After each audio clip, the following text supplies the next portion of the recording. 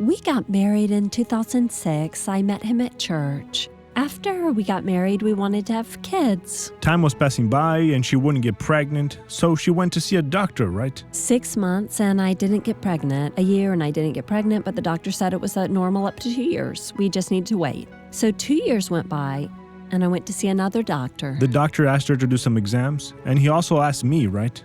The exams showed that my tubes were obstructed, and the doctor said, unfortunately, you will never be a mom. I remember I was holding myself not to cry in front of her because she said it this way, it doesn't matter, you're not going to get pregnant ever. When she got home, she was crying. I said, don't listen to this doctor. I was very annoyed, you know. Are you going to listen to the doctor's voice or to God's voice? When he said that, it was like freedom to my mind. I said, okay, I need to stick to the word of God.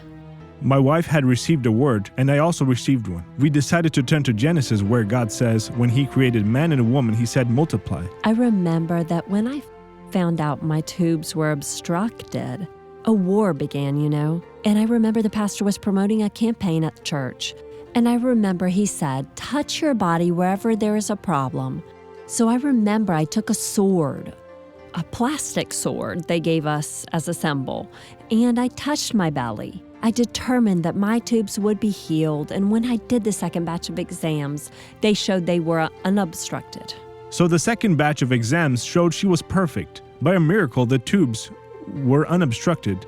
But time passed by, and she still didn't get pregnant. So the doctors called me and said, look, it'd be good for you to do some exams. These new exams showed that my spermogram had some alterations. The exams showed that the quantity of sperms was good, but their quality wasn't good at all.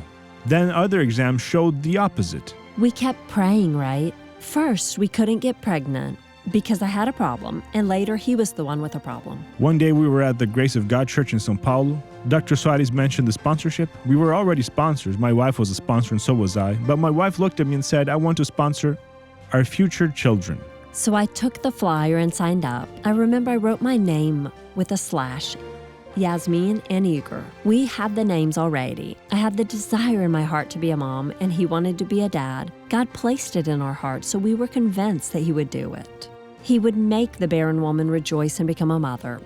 Around a year later, I had signed up as a sponsor. And in 2015, in June, I found out I was pregnant. I remember I was at church. And since I had a regular period, very regular, it was already 3 days late. I mentioned it to my husband and I said to him, I think I'm pregnant. So she went to buy the test. I went back to church, right?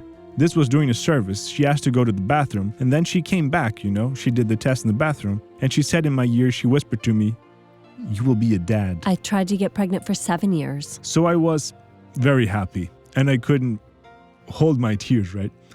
Tears were coming down my face, and I remember that the service was still happening, and I could do nothing but thank the Lord. And my pregnancy was really perfect. It was wonderful. I had a gestation that came from the heart of God. His word became true in my life. Today I have my daughter. She's perfect, healthy. She makes our home complete and our family. It's nothing but joy. We feel so blessed. It's such a joy. She's a blessing. Yasmin is very healthy. She'll be turning 4 soon. Today I'm a fulfilled woman. I hold the promise in my hands that I'm living proof of the passage of turning a barren woman into a happy mother.